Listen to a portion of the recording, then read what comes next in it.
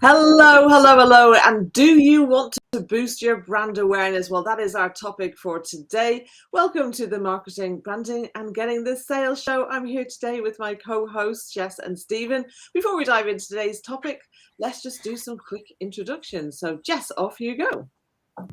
Yes, good morning, everyone. So for those of you that don't know who I am, or this is the first time you're coming across me, my name is Jess. I help people create and maintain a powerful and profitable brand. So many businesses are under the impression that the visual identity, the logo, is their brand. Well, in fact, that's only 16% of your brand. It's 84% more that your brand needs to be powerful and profitable. So that's what I do. I take businesses through my 6-step brand loyalty process to find out what gaps they've got within the brand and help fill them. Fantastic. Thank you, Jess. Stephen, over to you. Good morning, everybody. My name's Stephen Lemon from Chameleon BDS, and I help companies get in front of the people they want to in order to try and increase their sales. And if they don't like to make those outbound phone calls or have a fear of making those phone calls or don't have the time to make those phone calls, then we can have a conversation and I can tell you how I can help you by making all those appointments for you and doing all the cold calling and prospecting. Great stuff. And if you haven't met me yet, my name is Una Doyle. I'm the founder of Creative Flow. I'm a business strategist and coach, and I aim to help businesses. I do help businesses to build a business that they could sell tomorrow, but they probably don't want to because it's highly profitable.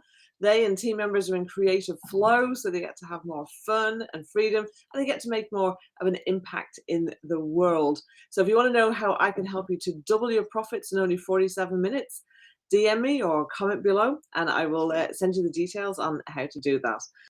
Okay, so Jess, let's come over to you and talk about brand awareness. So what are some of the mistakes that people make when it comes to brand awareness? The first mistake or the first kind of misconception about brand awareness is that it takes little planning and little strategy. Many businesses use it to maybe cover up bad or unplanned marketing. So if they've not got time to plan anything out, it's okay. We'll just use it as brand awareness. We'll just put our logo on there, and we'll just get our brand out there. When in fact, when businesses are doing that, you're wasting so much money and actually not moving anyone down your sales funnel. You might be getting in front of people, but then what? They're not going anywhere. They're not doing anything. So that's a biggest kind of mistake that businesses make, which is why I wanted to go through that today. But before I do, I just want to kind of elaborate on what I mean by brand awareness. Because again, if there's a huge misconception around brand awareness, I'm sure many of us have completely different, definitions of what brand awareness actually is and the purpose of it. So brand awareness actually represents how familiar your target audience is with your brand and how well that they recognize it. So when a brand has high awareness, they're more likely trending, or they're kind of like that buzzword, or, like when TikTok first came out and it was trending hugely, and it kind of still is. They're really aware in front of their audience and making their audience aware of who they are. So all this is important, especially for the people that are at the early stage of the buying process. So I can go into a bit more detail on that later as well. But it does all come down to your reputation, and just throwing your logo out there and kind of using it as brand awareness isn't giving you control over your reputation at all. It's kind of handing that control over to everybody else, whereas you want to take that control back and kind of influence and inspire and encourage what people think and feel about your brand. So it's all about trust, isn't it, Jess? Yeah, trust is a huge one, especially at that kind of beginning stage, because at the beginning stage of the buying process, your audience is very unaware of who you are. They're probably even unaware that they've got a problem and that, that it is a problem. They're probably just going by day to day thinking this is how you do things. If you ever think back of when someone invented the fork, like what were people doing before using a fork? Like little things like that, it's kind of things that you kind of don't realize what you're doing until there's a solution about it. So you've got to build that trust to introduce what your product or service is, what your solution is, and kind of make people aware of what's going on for them and how they can make their lives better and easier. And the reason I talk about trust is because, at some point your brand actually then becomes a verb, doesn't it? As opposed to a product. So like, I remember, my mum would say, can you hoover the floor for me? And it's not a Hoover, it's a vacuum. But we ought to, because you don't say, can you Dyson the floor or can you Shark the floor? It's Hoover, because that brand is so trusted. You know, people then make it a verb. And also, if you get a boo-boo or a cut, it's a Band-Aid, isn't it? It's not a plaster or an elastoplast, it's a Band-Aid. Because people trust those brands because they've been around forever, that it just seems like the normal, and that's why I think it becomes very difficult for competition to come in and encroach on that market share. Yeah, sellotape's another one, isn't it? Because sellotape it's sticky tape, but everyone calls it sellotape no matter what brand you're buying, which is there. And it's a really good point. I'm glad you kind of mentioned that, because even businesses and even brands that have that huge reputation and are kind of market leaders and dominate the market that much that we're even changing our language, with them or around them, still have to do brand awareness. So it's not just about you're a startup or people don't know who you are, and that's when you've got to focus on brand awareness. Everybody does. So whether you are a startup, you need to establish that reputation, don't you, from unknown to aware. So obviously brand awareness is a good way of doing that. We might be pivoting, changing direction, maybe introducing a new product line or a new mission, or your values have changed. I know a lot of businesses went through that during COVID. All of a sudden they couldn't sell or do what they did, so they had to pivot, and brand awareness helps with that. Fixing a reputation, if for whatever reason your company has a bad reputation, or maybe you've bought into a company that has a bad reputation, then brand awareness helps fix that as well. And like you were saying, Stephen, even if you're a market leader, even if people love your brand and they can't live without your brand, you've still got to do brand awareness to maintain that position. So easy to get taken over if we take our eye off the ball. Absolutely. So I've got a question for you, because how does this, we're mainly working with SMEs. We're not working with the kind of the large corporates, and that's who typically is kind of watching this or listening to this. So how does that apply? Because brand awareness conjures up kind of huge advertising budgets for those kinds of companies, for the Hoovers and the sellotapes, and even like Google, like people say Google it, they don't say, go to a search engine. It's too time consuming, isn't it? Exactly. It does become a shorthand, doesn't it? So how does this apply to smaller businesses? We still need to do it, don't we? We still need to do it. But like you say, yeah, we don't have the bigger budgets. Yeah, we don't have the departments, the time that kind of help to put off, but there's still good ways of doing it. So a big kind of struggle that smaller businesses will have around brand awareness is not knowing how to create a strategy around brand awareness. We don't know what we don't know. So we're saying, okay, yeah, this would be a great opportunity for brand awareness. Well, what do you want on it? Okay, well, put our logo, maybe our tagline and our website. Great, it's done. So we've got to have a strategy behind what we're doing and a bit of a purpose. And a lot of us running smaller businesses have never been told how to do that. We just don't know. So understanding how to create a strategy for your brand awareness is really key. Also thinking it's a huge complicated task, because exactly like you said, there's so many things you can do for brand awareness, isn't there? There's even marketing in general. There's so many things you can do, and it can be overwhelming if you don't know which direction to take. So you can think, I don't have the time, I don't have the energy, I don't have the headspace for all this, and kind of it gets pushed down your list. Not knowing what to say. So I've said, don't just put your logo on there and leave it like that. So you go, okay, that's great advice, but what do I say? What message do I get across? I mean, a lot of the time, people's logos don't actually communicate what a business does or how it sets themselves apart from the competitors. So the messaging that goes along with this is hugely important. Thanks, Anne, who's joined us. She's saying really interesting conversation and so true. And good morning to Chris, who says, I completely agree with everything you say. So hopefully you still feel the same by the end of this conversation, Chris. So what are some brand awareness strategies then that you would advise smaller businesses to do that don't have those huge advertising budgets? Well, let's jump on to some ideas then, some brand awareness ideas that you can do to maybe spark some brainstorming if you're watching this, and then I'll go into some tips on how you can make the most of them and get the most out of them. So some brand awareness ideas, like I said, there's an endless list of things that you can do, but some things that you might not have thought about.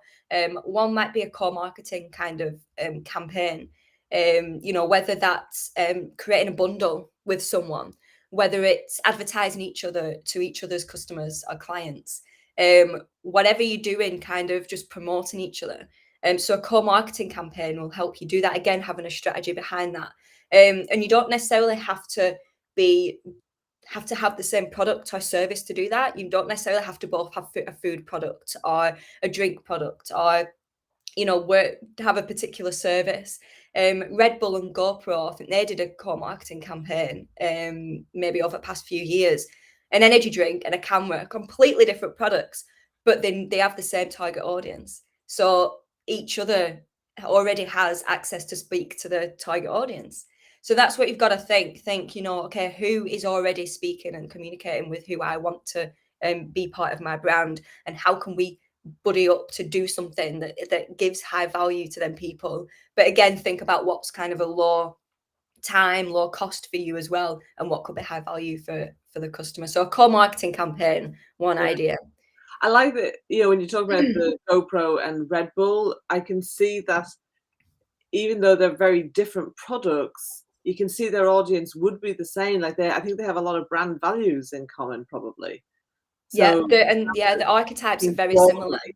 Yeah, So they're both adventurers. They're both those very the go outlaws. for it kind of brands, aren't they? Exactly. The outlaws in the archetype wheel. So they're the ones that want to challenge that status quo. They want to push out your boundaries. They want to conquer new ideas, conquer new adventures, and kind of get out there. You know, Red Bull gives you wings. It's like that endless possibilities to do what you want with the energy you've got. GoPro, it's like going out and, you know, when you're skiing, still being able to take pictures and do a video. And it's all about pushing the boundaries. So they do have very similar values as well as target audience as well. Another one is co-branding. Now, this can be quite expensive one to do. And I wanted to mention it because I didn't want people to get confused with co-marketing and co-branding. So co-branding is when you actually partner up to create a product or a service. So a quick example, you have did Doritos do a KFC crisps at some point recently? Don't know. They might have done, unless I've made that up. Let me know if I've made that up if you're watching in the comments. But I'm sure Doritos and KFC or something like that has partnered up to create KFC flavored Doritos.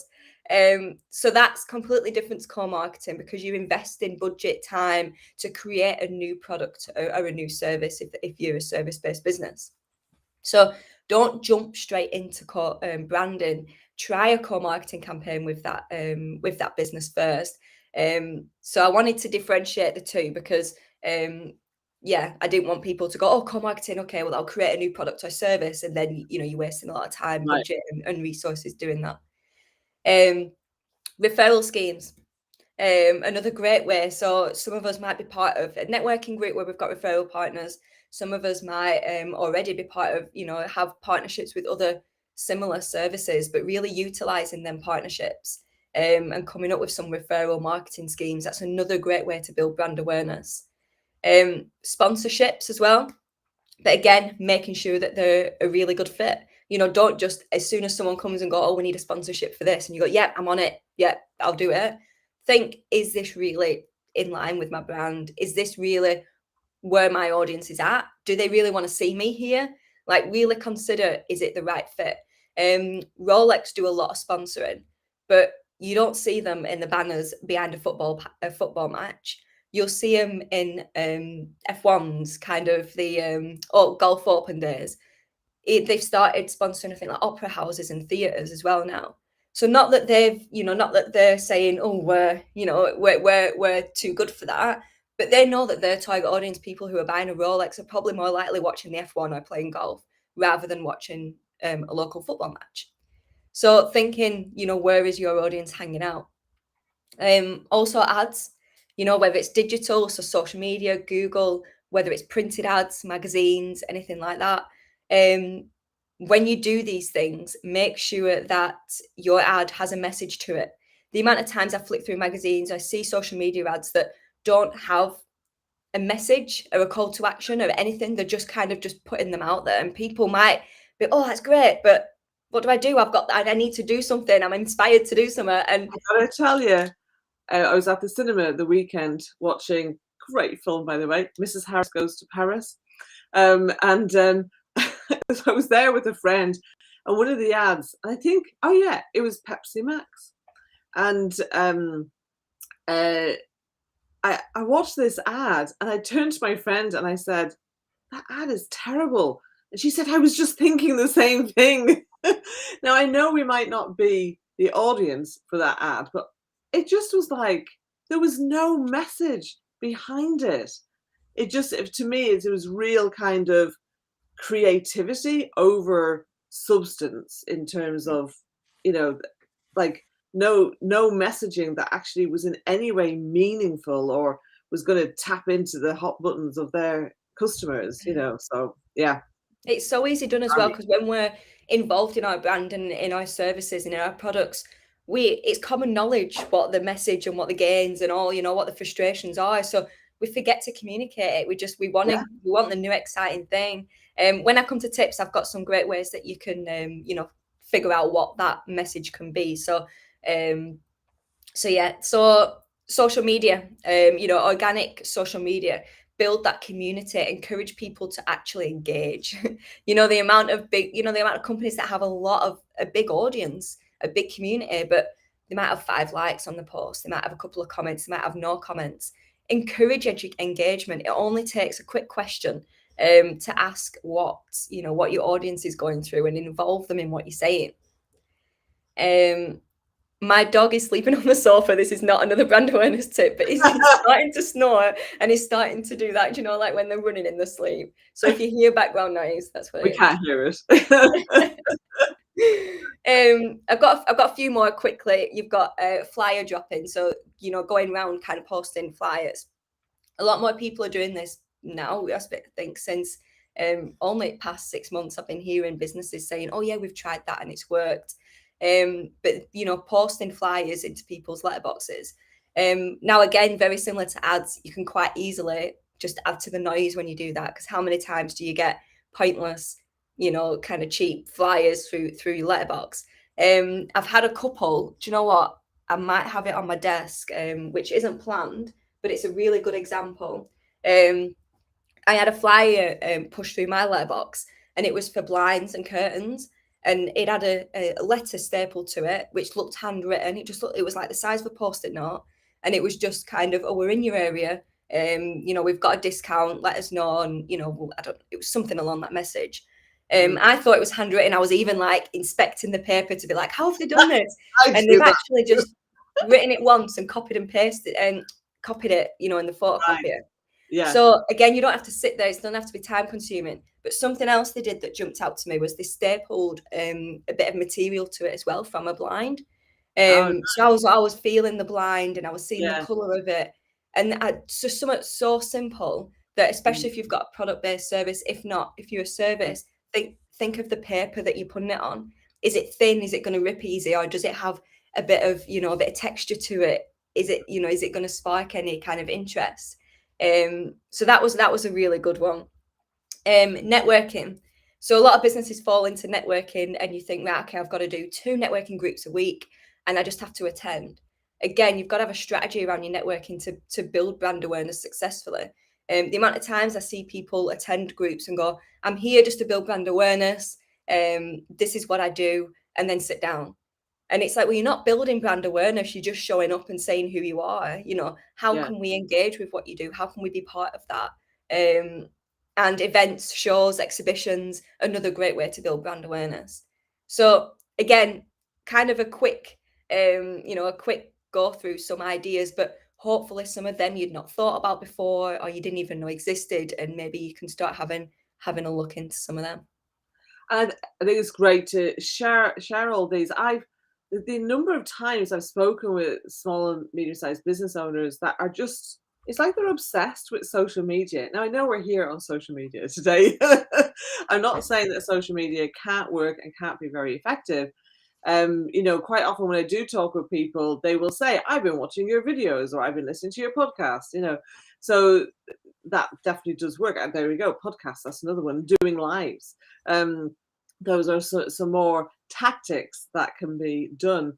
But, there's more than one way to actually promote your business, and so quite often people don't look into these, and they can just be kind of very focused on what they do. And then also you've got maybe perhaps more established businesses that aren't looking at what they could be doing online. But I think, as you're saying, having the strategy behind these things is just so important. So like the amount of times, even like with business cards, right? So I actually have, when I'm at an event, I have people coming up and going, "Oh, Una, can I have one of your cards?"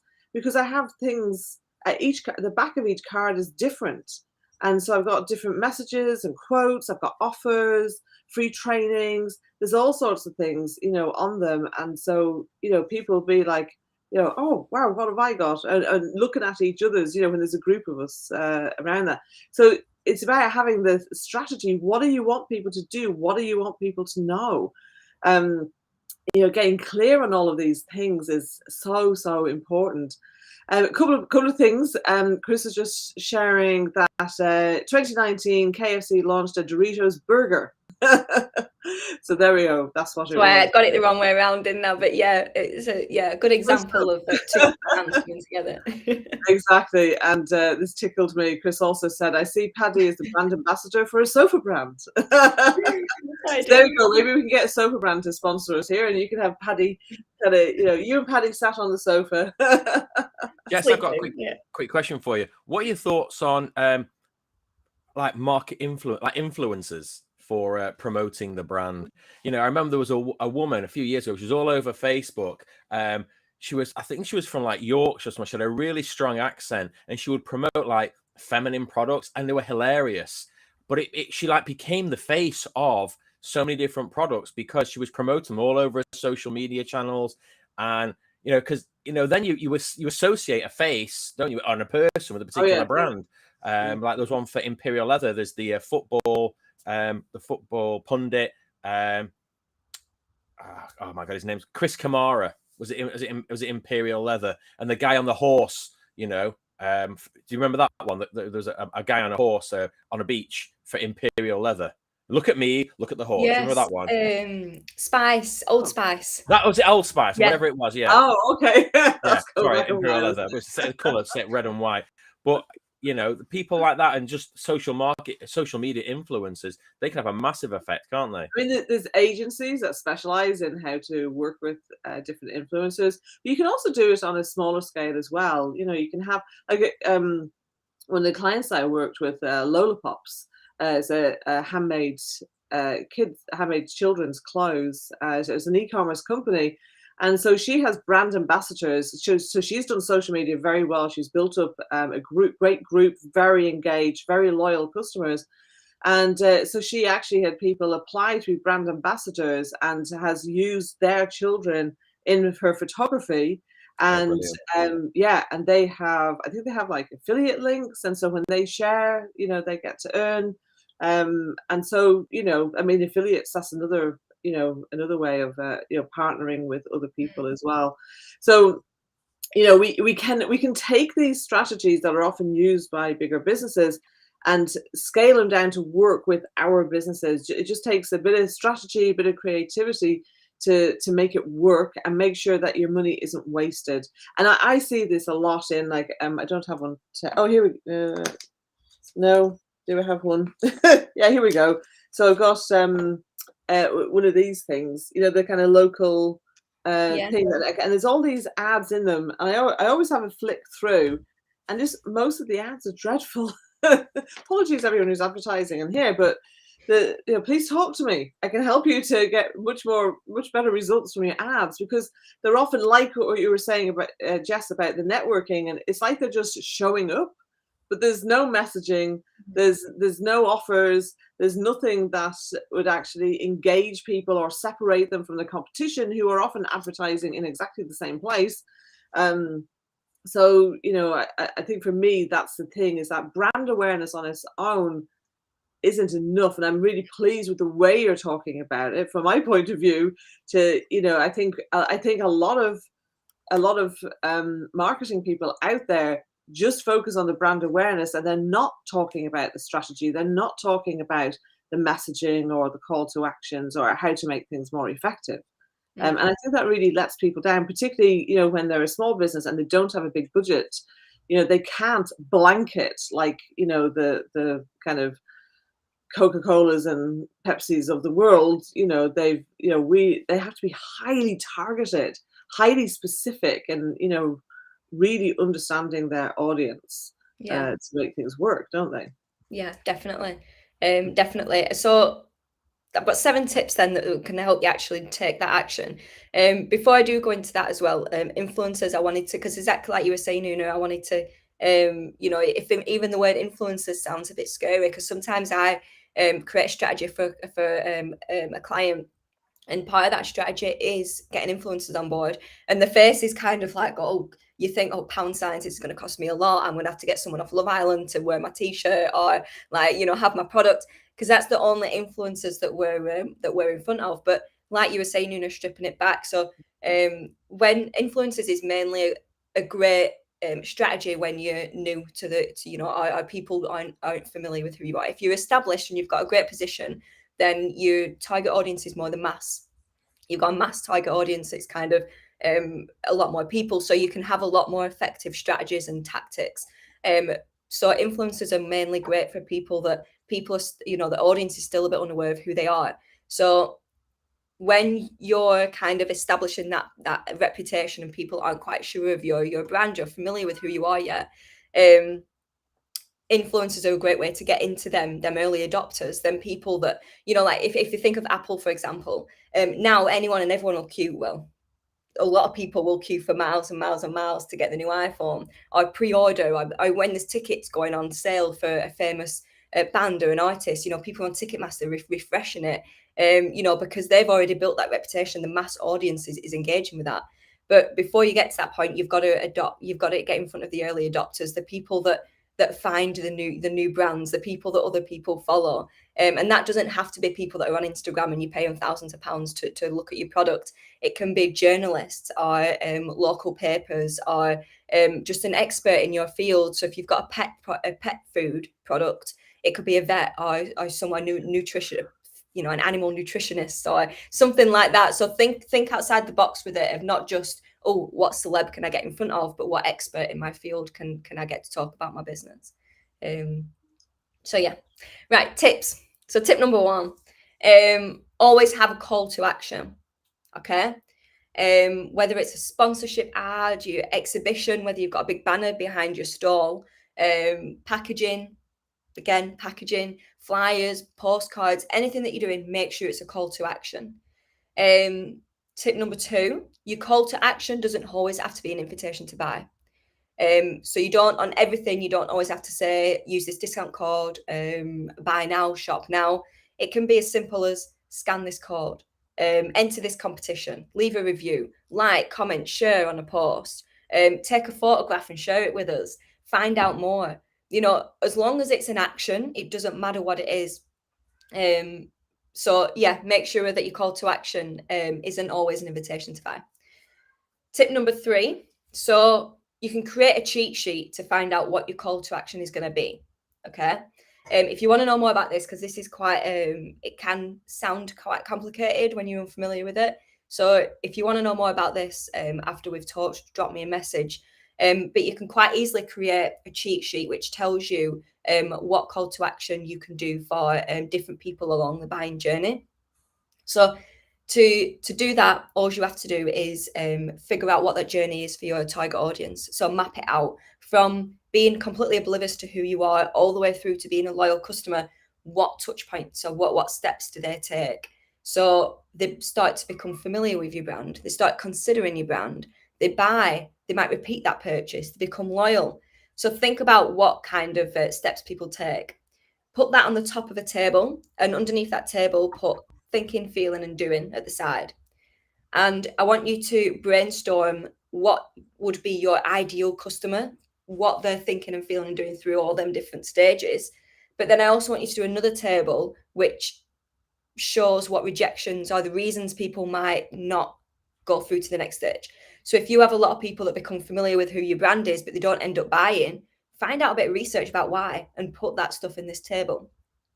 Once you've got these tables, you can then look at them next to each other and go, right, okay, well, I'm seeing a lot of people showing interest in my product, but not buying. So I'm going to do a campaign all around this topic with this call to action, because you're matching it up with what you want them to do. So again, like I said, it can sound, because I can't show it you on a screen or anything like that. So if it sounds complicated and you just want to see an example of that, simply just see an example, drop me a message and I'll send that over to you. So tip number 4, never, please, after watching this, never lead with your logo, okay? This is kind of a design tip, if you will, for those of you that are still doing your own design work for stuff like this. We kind of fall into the trap of having our logo really big, smack bang in the middle of the top of the page of the ad, and then we'll have our strap line, and then we might have a small kind of question or a bit of a statement, and then a call to action. Never ever lead with your logo. People don't care what your logo is or looks like, and like Una said right at the beginning, it might not even show what you do. Again, think of John Lewis, Sainsbury's, Asda. If you just saw the word Asda and you were oblivious to what Asda was, I know it's quite hard to imagine that now, but it wouldn't do anything for you, would it? It wouldn't inspire any action. So never lead with your logo. What you can lead with, so lead with that. So when you looked at the rejections and the part of the journey, come up with a message that talks to them people, that talks to their fears, their frustrations, their concerns, the reason they're not moving on to the next step, and have a message revolving around that. So have your message as the big kind of, first thing people see. Because if you think as well, when we read left to right and we'll read the biggest thing first. So have your message kind of bigger at the top, leaving from the left, and then kind of have maybe a small supporting text, your call to action, and then your logo. You want a headline and a sub-headline. Yeah. You've got to be tapping into people's pain points. Yeah. People don't do that enough. And, sometimes when people say, oh, but I don't want to make people feel bad, but it's not about making people feel bad. And there is fear-based marketing out there. I don't think it's conducive. Well, it's not very ethical, is it? But there's a difference, I think, between highlighting someone's pain point and attracting their attention and encouraging them to read on or watch on. Whereas if, you've really got to be,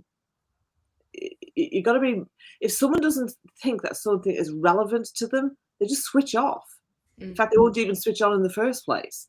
So, you've got to do that. So thanks, Sam. You're talking my language. OMG. I saw a billboard on a bus stop when I was driving the other day, and I was just in some traffic, so I started reading it. And the main thing that you saw, the biggest kind of question, the biggest headline, so they got that bit right, but it said, do you have a 4-year-old or a 2-year-old or something like that? And then that's all I could see from where I was. And there was some supporting text. And as I got closer, I looked at it and I thought, it was I think it was promoting, hours that you can get for free for your kids, or you can, I don't know, it was promoting something where if you had a 2 or a 4-year-old or whatever it was, you could bring them to this event or whatever.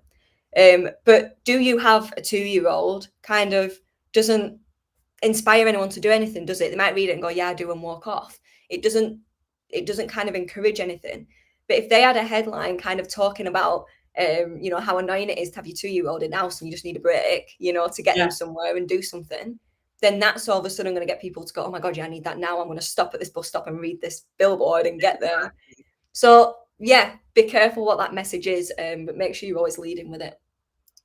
Never tip number, what are we on? 4, 6? Right, I do tip number 5, but I just want to say, Anna's just saying, emotional marketing is key, absolutely. And, do you solve my problem? No, not interested. Absolutely. Yeah. I think we have to be brutal, Anne. We've got to help our clients to really understand this stuff, or else they're just wasting their money, they're wasting their time. Absolutely. So yeah, tip number 5. Yeah, great points, Anne. So yeah, tip number 5. Never lead a brand awareness campaign without a strategy. Yep, so we talked about that. So never think, oh, let's just do it for brand awareness. Make sure there's always a strategy to it. If you don't know how to create a strategy, just reach out to someone. Reach out to me. I'm sure Una can help with that as well. Whoever you get on with, whoever you know in your network, and just say, can you give me a bit of a framework for strategy? Can you help me out? Where do I start? You know, Google it. HubSpot have got some great resources. I'm sure there's something on there about building a strategy. But never ever lead a campaign without a strategy, even your brand awareness campaigns. So a bit of a checklist that you can write down now if you've got pen and paper to hand, or even just kind of look back at this later. First step, you need to think of your objective. What is it that you want to achieve from this strategy? Remind yourself of your vision. So remind yourself what it is that where is the strategy going to take you? Look at what your goals are. So break that down into maybe just do 2 or 3 goals. Could be simple, could be, you know, it could be the simplest goals as in increasing your followers or, you know, something like that. It's very simple if it needs to be. Then think of what challenges will come up for each of them goals. So if your goal is to build more followers, what could come up to stop you doing that? Well, time to post and engage and get people on there. You know, what is it that's going to show up that could stop you from doing what you know, achieving that goal? Because if we know that ahead, we can plan to prevent it. So now you've got your goal and what challenge could come ahead, you can create a bit of a strategy to go, okay, well, I'm going to do this. I'm going to, you know, get, you know, specific number of followers, and I'm going to use specific software to make sure that everything is planned in advance and I don't need to take time in my day to do it. Something like that. And then lastly, you can break that down into even simpler terms and just list some tactics. So, well, you need to spend some time on creating your content, you need to spend on some time on scheduling it, you need to spend some time on engaging, and you've got kind of a really tactic list on what you need to do. Again, if this is all sounding very complicated, reach out to someone, have a look. Once you've got a framework, once you've got a bit of a template, after practice, it just gets easier and easier. There's just one thing I like to throw into that as well, is that do make sure that you then review. So you set your objectives and you got like, okay, you got a measure, okay, like the number of followers. Did you hit that? What worked? What didn't work? That review process is often missing when I'm working with clients. And so in helping them put that in place, it's amazing what they learn. So then they actually get to start building mastery and momentum because they're constantly doing, you know, plan, do, review, plan, do, review. That's what we've got to be doing over and over and over again. Yeah, spot on. And there's different ways that you can do that. There's sunlight here. I'm getting blinded.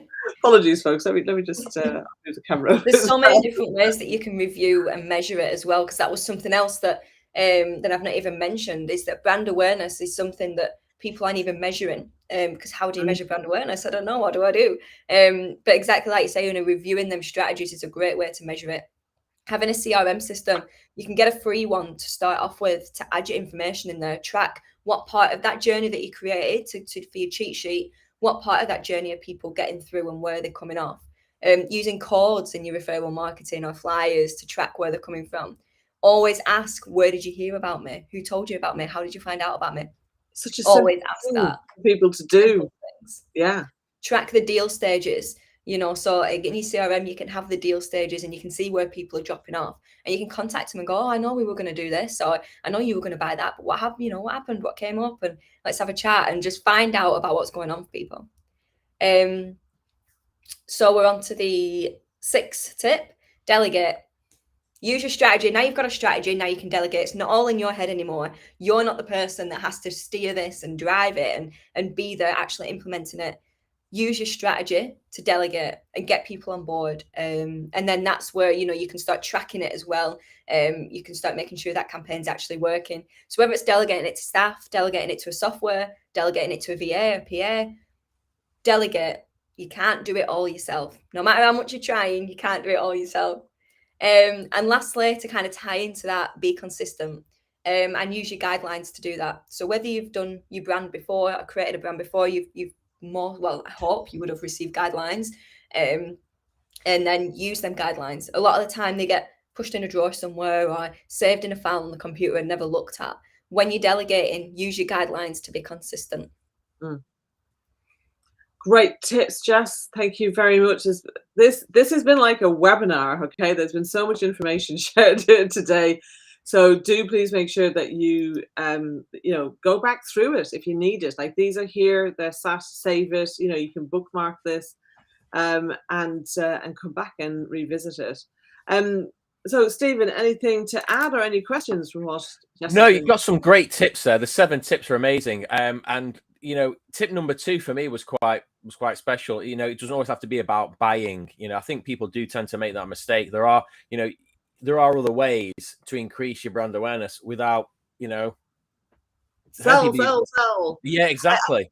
Yeah, I think a lot of the time people are worried about coming across as too salesy, too pushy, etc. But there's when when you do have a strategy, when you do map out, a prospect kind of customer journey, then you can put things in place that are going to actually really make a difference.